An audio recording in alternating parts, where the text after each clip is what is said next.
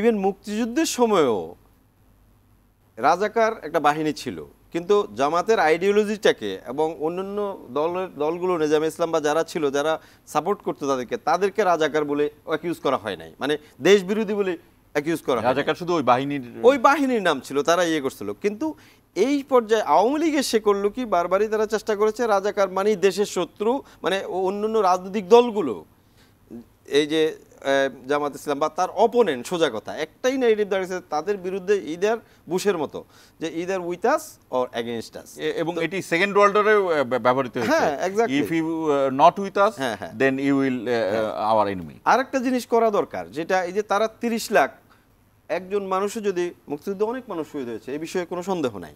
এই যে 30 লাখ ইয়েটা একদিন বেগম খালেদা জিয়া বলেছেন, সে বিষয়ে সন্দেহ আছে, এটা নিয়ে ইয়ে করা উচিত। এইটাকে কেন্দ্র করে বেগম খালেদা জিয়াকেও পারলে রাজাকার বানাই দেয়।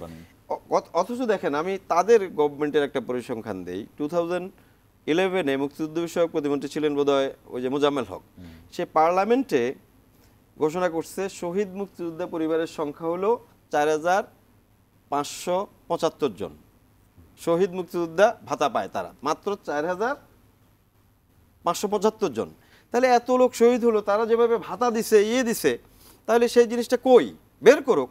আমার তো মনে হয় এখনো সম্ভব, আপনারা গভর্নমেন্টে আছেন, এখনো মুক্তিযুদ্ধের শহীদদের তালিকা পূর্ণাঙ্গ না হোক আংশিক হলেও করা যাবে, অন্তত 85% কারেক্টলি, 95% কারেক্টলি করা যাবে। তাহলে এই একটা ন্যারেটিভও আপনারা শেষ করে দেন। আমাদের দেশের প্রত্যেকটা প্রাণ গুরুত্বপূর্ণ, কিন্তু তাদের যে ফলস ন্যারেটিভ তৈরি করা এবং এটাকে দিয়ে অপোজিশনকে ঘায়েল করার একটা চেষ্টা, সেটা অন্তত মিথটা ভেঙে যাবে। কারণ আমরা এটার পিছনে ওই যে সাংবাদিক সিরাজুল ইসলামের একটা ইয়েও জানেন, যে শেখ মুজিবকে লন্ডনে আসার পরে উনি জিজ্ঞেস করলেন যে কত লোক মারা গেছে, উনি বলছে যে 3 লাখ।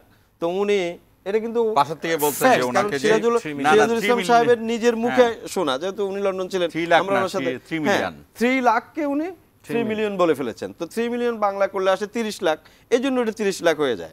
এবং ঘটনাটা এটা বাস্তবতা আছে। তো যতই হোক, এটারও একটা সুষ্ঠু সমাধান এই গভর্নমেন্ট ইচ্ছা করলে প্রক্রিয়াটা শুরু করতে পারে, এবং ইজি কিন্তু।